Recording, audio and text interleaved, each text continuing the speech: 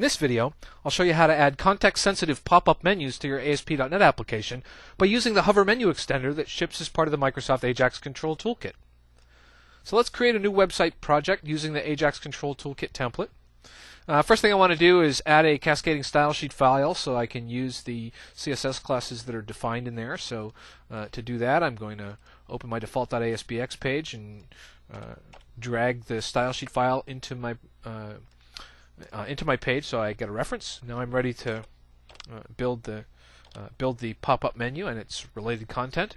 It's really pretty straightforward to do. The first thing I'm going to do is add a link button. This link button will represent something that we want to have a context-sensitive pop-up menu. So this could be, a whole list of items. I'm just going to do a single one for the purposes of example.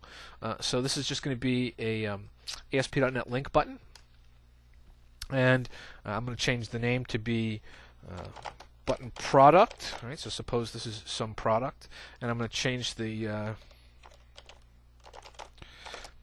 text to be product Joe's training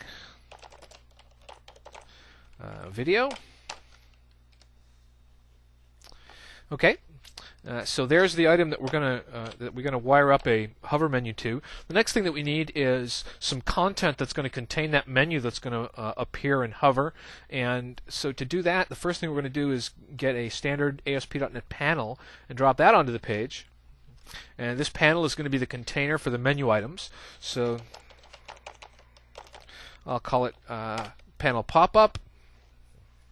And the only thing I want to add to this is I'm going to add a CSS class, and if we open up that style sheet file that I included, you note here that there are a collection of CSS classes defined. I'll use pop-up menu for this one.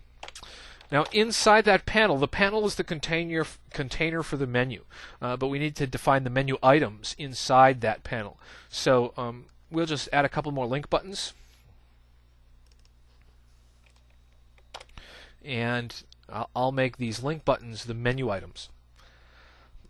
So the first thing I want to do is I'm going to get rid of the text that's there by default, and I'm going to use text properties instead, since text properties are programmatically accessible. That's my preference.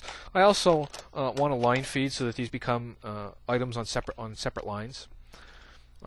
Let's change the names to be more meaningful. We'll call this button update. So that will, maybe this is the function behind this is going to be to update the record. Let's say causes validation equal to true, because we're calling for to see updates for the record.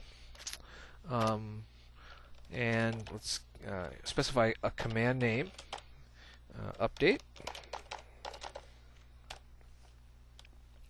And then let's specify the text that should be displayed. So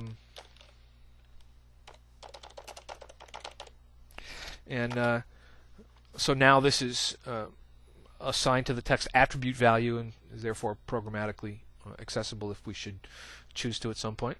Next, let's call this button cancel, and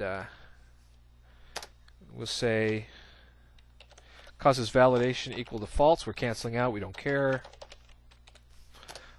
Let's say the command name is cancel, and then we'll just add some text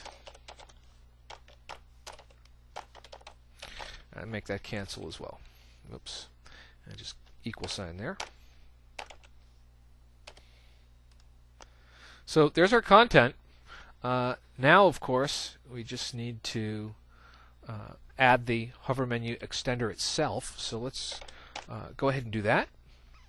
So I'm going to go over and scroll down to my Ajax Toolkit tab in my toolbox and find the hover menu extender. Drop that into my page here.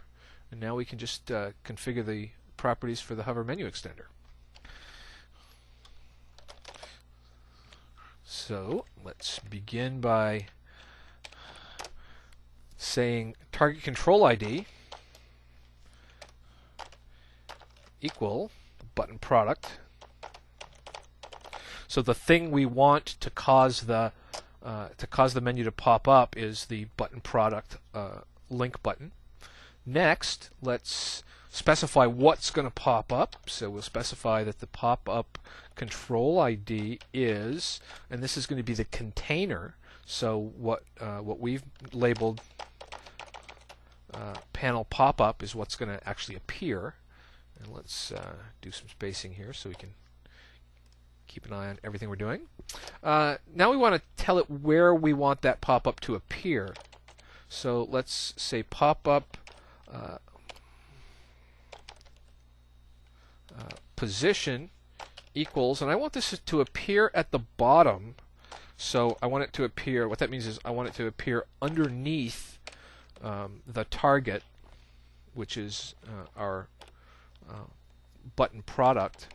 But I want to space it in. I want to space it in from the left border a little bit. So let's also say offset x equal, make it just 6 pixels. You want to be really careful about using offset y, by the way, because if you do that, if you use offset y, you run the risk of